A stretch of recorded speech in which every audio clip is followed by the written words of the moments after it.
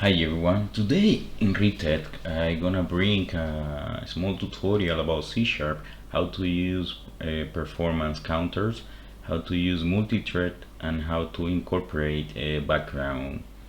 So the idea here is to show you the simple one, how to use a timer. Then we're gonna use background and multithread, and you will see how it works. This is not a expert class, this is just to learn the basic how to use them, and then you can explore by yourself and try more. uh, Subscribe to the channel, give your comment, then I can understand or be aware if you are learning something or not. So let's start here. So first of all, if you like, you can use the Git options. You can create this commit and then your repository on the internet, and that will be very helpful for you. So you can do that, and then you can commit here. That you can see here on the right, we have our project, and then we have this Git, and then we can commit, push, pull, and fetch. So this is very useful when you want to track and keep your code on the cloud in your Git. So here I have mine. So let's start here, and then we go CPU performance. So I create this form. I have a graph and this bar, progress bar, some labels, and then we have a class for the CPU performance data. So I use this one so you can understand how to use classes and methods. It's very simple program, nothing difficult. So let's start explaining.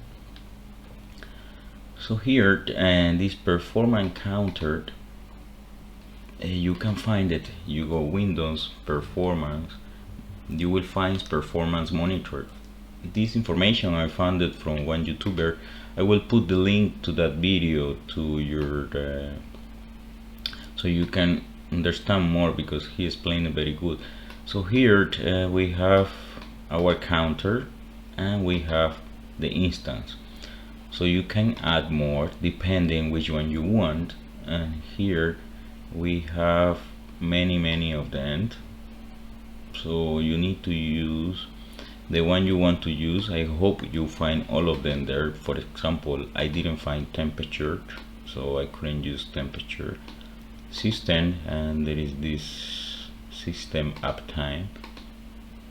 Then you add it here, then okay, and you will see it here.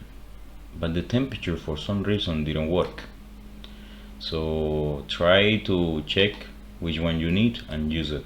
So here you know the counter, and then how to use it in your form. So we go to our form. You can see here we have CPU and RAM, and this is performance. So you type here in the toolbox performance counter, then I change the name for CPU, then the category is processor. I use so here in the performance. So here you go here, add, and then this is your category name. So for example, processor. Then we need the here, for example, the counter. Then here you see the counter processor time. Then you see the total, that the instance. So that's the total instance name. Okay, so this is how you find it. I found one problem with my visual, that is this one should give me right away a drop list, but it didn't give me. So that's why I look at here, and this is how you find it. Then I put run memory, the same. You can go here, you can check the list, look for memory, let's see, memory. Then you can use the one you want, that's up to you. I use this one, and here you see it. Okay, so after that I create a timer. I add the timer because I want every second to populate the data, but I did it in two ways. So the first one is a timer, just for you to see how it works, and this is the simple ones. So let's go to the timer. We double click here and you will see the code here. So we do this if you want to do it with the timer all the time. So in this case, sorry, I have everything already on top of it, the thread and the timer. But in your case, if you don't want to run thread, you just comment this part and it will work with the timer, and you need to comment this one also, because this one is stopping the timer. And this is the background. So let's comment this, so you will see it's working without the timer. Maybe some data won't populate properly because I changed some stuff, but this is the code for timer. Let's see how it works, and later I will explain more the code. Just wanted to show how to use it with the timer. So the timer is per 1 second, so every second is a date in the here you see temperature, CPU, RAM. Okay, so this is how you do it in this particular timer. So let's explain it. So this performance counter, we can use this taken from here, or we can create our own class here, our own object with the class performance counter. So here we have system, category system, and we go here. Let's do it again just to remember. So we go to system,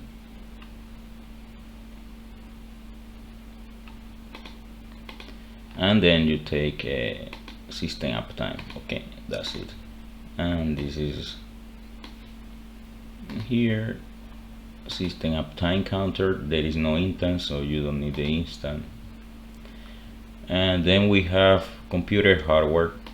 This one I use it for the temperature. I found one library on the internet and you need to download, and I will show you. So here in property, you go to, let's open the path. Okay, open file and folder, and you need this DLL that you find in the internet, also in the description of the video. I will put the link so you can download it, and then you need to add it in reference. So to add it in reference, you add reference, and then you go to browse, and then you find the path where you have the DLL, and then just add it. After you add it, you will need to put this using open hardware monitoring collection and hardware. So that's to make this one work. Second, I will put here use Visual Studio in admin mode, because some sensors or some data from this DLL won't work if you don't enable admin. Okay, then we have this computer data. You can see here we are not using any object oriented, how I can say, we are not using our own classes. So I try to create one class for me and for you, so you can see how it works, about the property, constructor and method. But in this case, in timer, is the simple ones. We are just using the class we already have, the object that we create with the performance counter, CPU, RAM. So this is our object. Then we get the data, we populate the data, and then we populate the data in the progress bar, this one. Okay, and we do the same, we put it in the label, then we add it to the chart, and we do the same with the RAM. So we have the chart, we have the label, and we have the progress bar. And then I added this one, and this one is the one I'm using, this new DLL I downloaded from the internet. For this you need to update each hardware, so your computer will show you how many hardwares. So let's do it. Let's play this one.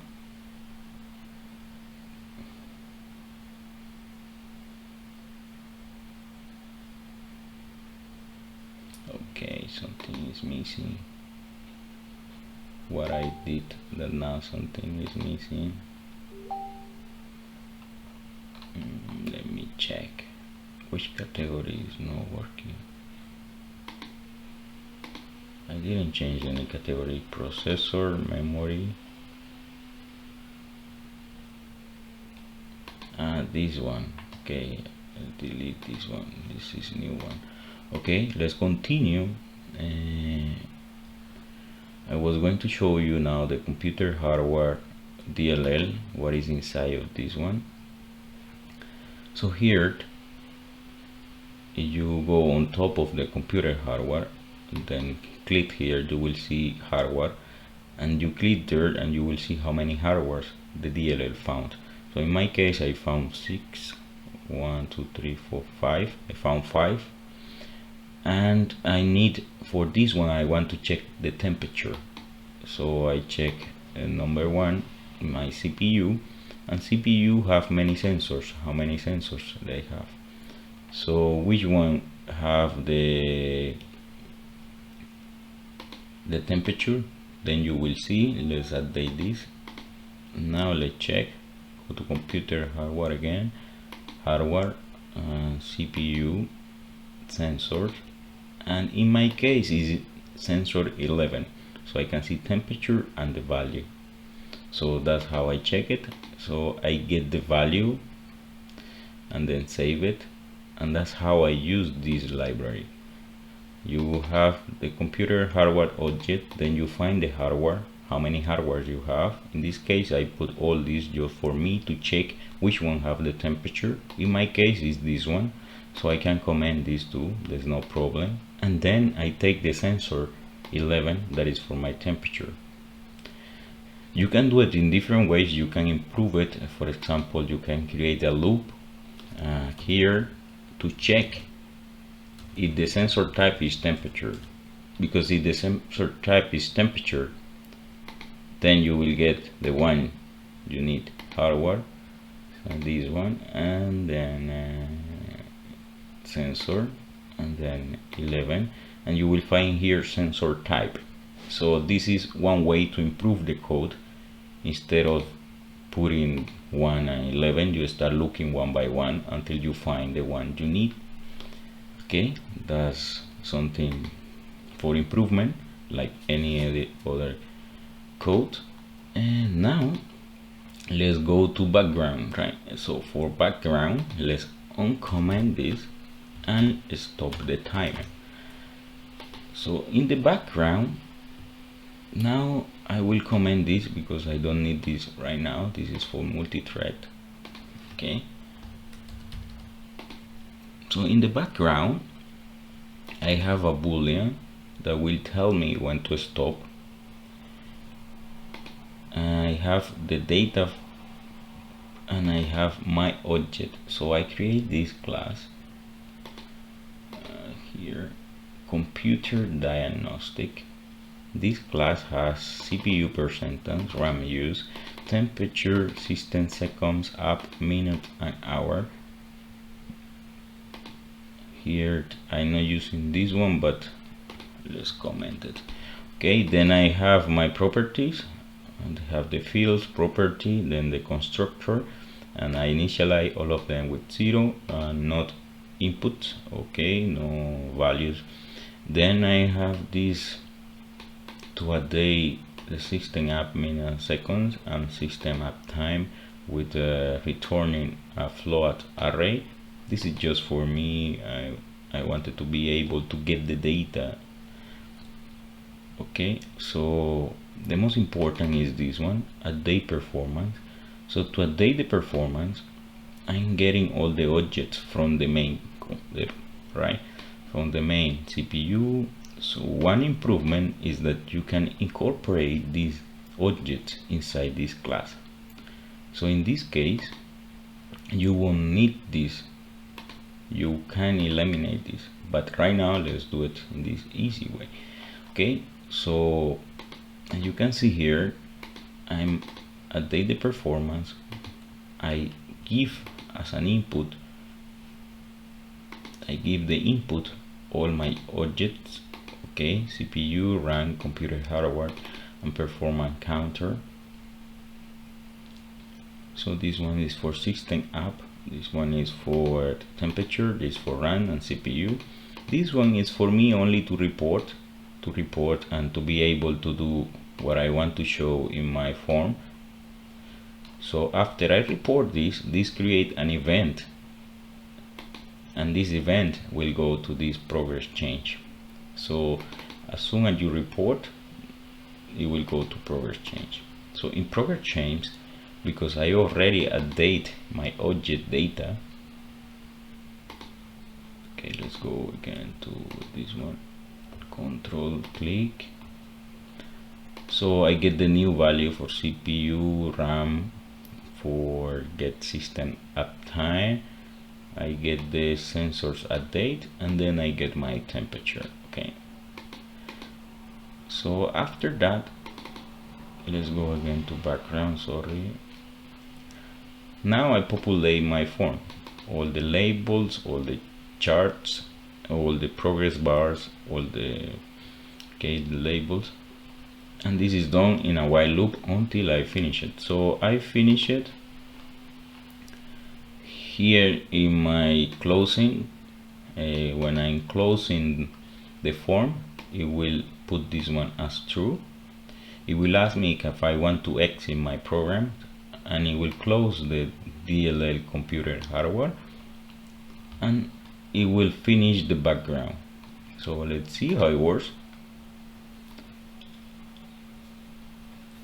So right now we are using a background instead of timer, that I show you here. Till we go to timer, I'm stopping the timer, so I will never get inside this timer again. Let's see, and I will put breakpoint so you can see that I'm not going inside that anymore. I'm using my timer. I'm using my timer only once, and then I enable the background to continue. So right now this is in the background, for example. Now if I want to close it, it will finish, right? Okay, so now I want to use multithread. I just want to show you how useful it is and how we can use it. So in the background, I will uncomment this. So right now, you see we have two tasks and two while. So it means that if I'm running in a normal program without this multithread, this while, it will finish first this while and then it will go here. That's how it works. But right now I will put a breakpoint here and here so you can see. So we create our thread, and then we create with the lambda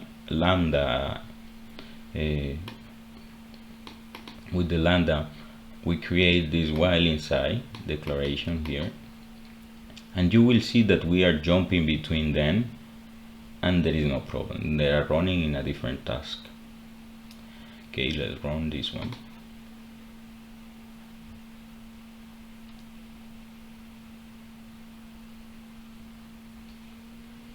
Okay, let's close this one.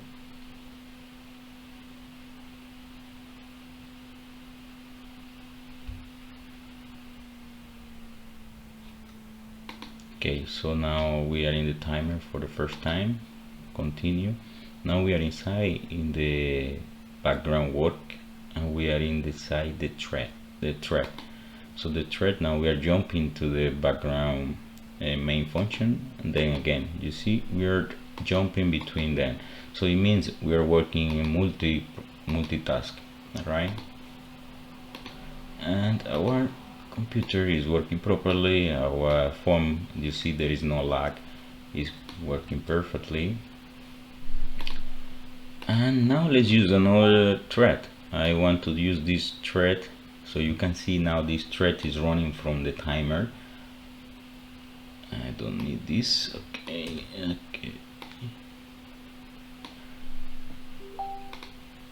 So let's use this one now. Now we have 3 threads, one in timer, and we have background plus one in background. So we have 3 tasks running at the same time. So let's look. And this time I just did is just a conversion of the Celsius to Kelvin temperatures. So first time in the, so you can see here, and if I put this, is jumping between these 3 tasks. So now I'm in temperature Kelvin, see, and if I put breakpoints here and here, now we are jumping between these 3 tasks: Kelvin, data, date, and the background main program. So this is all for today. I hope you find something important for you to use in your program. I like this type of simple programs that later on I try to move it a little more complex so you can see the progress. The simple one, then we use class, methods, and then we use background and multi-thread. So we are integrating everything. So don't forget to subscribe to the channel. See you in the next video. Bye bye.